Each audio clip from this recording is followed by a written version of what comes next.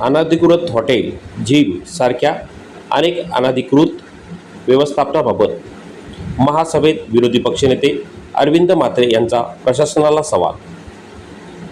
विरोधी पक्षनेते म्हात्रे यांनी अनधिकृत बांधकामाबाबत प्रशासनाकडून दिल्या जाणाऱ्या उत्तरांवर प्रश्नचिन्ह उपस्थित करत सुरक्षितेच्या दृष्टीने गंभीर बाबींवर चालढकल केली जात असल्याचा आरोप सभागृहात केला. अनधिकृत बांधकामावर कारवाईची प्रक्रिया नेमकी कुठपर्यंत पोहोचली आहे? सुरक्षितेच्या दृष्टीने धोकादायक बांधकाम तातडीने कारवाई का करत नाही? प्रशासनाच्या कारवाईला विलंब होण्यामागे नेमकी कारण कुठले आहे? यासोबतच नागरिकांना मिळणाऱ्या सुविधा अपुऱ्या का पडत आहे याबाबत त्यांनी सभागृहाचे लक्ष वेधले. महापालिकेचा महसूल वाढविण्यासाठी अभय योजनासारख्या अधिक प्रभावी व सक्षम अभियानाची अंमलबजावणी करावी व प्रशासनाकडून नागरिकांना भेडसावणाऱ्या अडचणींवर तात्पुरते नव्हे तर कायमस्वरूपी तोडगा काढावा अशी सूचना विरोधी पक्ष नेत्यांकडून करण्यात आली. सर्व अडचणी काही ठिकाणची मी परिस्थिती पाहिली नवीन पनवेल ठिकाणी वगैरे, तर त्या ठिकाणी सुद्धा दोन्ही रोडच्या मध्ये म्हणजे एखाद्या बिल्डिंगच्या याच्यामध्ये तिथे सुद्धा गाले काढलेले आहेत.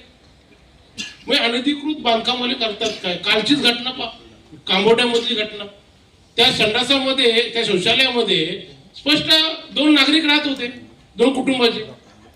मग अशा पद्धतीने आपला अनधिकृत बांधकामवाले बघत असतील. आज माझ्या खांदा गाव हे सांगायचं होतं काय, दोन्ही विषय त्याच्यामध्ये एकत्र घेतले होते. मी टॅक्स संदर्भाचा विषय त्याच्यामध्ये घेतलं होतं का विषय घ्यायचा असं खांदा गावामध्ये सुद्धा आज तर गाव नगरपालिका असून महानगरपालिकेमध्ये आहे, पण आज त्या गावामध्ये गरजेपोटी जी घरं बांधलेली आहेत त्या घरामधली जी मालमत्ता करायचा आले शास्तीय अनधिकृत बांधकाम वाढल्यामुळे त्याचे रेट जास्त आलेले आहेत.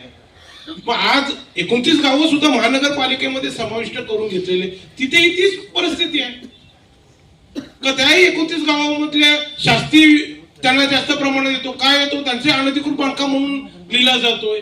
हे कुठेशी तरी आपण घेण्यासाठी एक बैठक लावायला पाहिजे होती.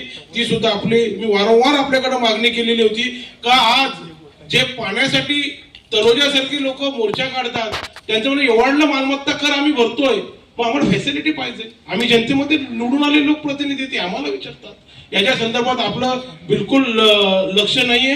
दुसरी गोष्ट सांगायचं म्हणजे ह्याच महानगरपालिकेच्या याच्यामध्ये मी प्रश्न विचारलं होतं का आपल्याला मागे आम्ही ठराव घेतलं होतं, जास्त प्रमाणात ठराव आलेलं होतं की जे टॅक्सचे मालमत्ता करा संदर्भात. मग त्याला प्रश्न विचारला आम्हाला बदलवता येईल का? तर हा पूर्ण महानगरपालिकेला अधिकार आहे.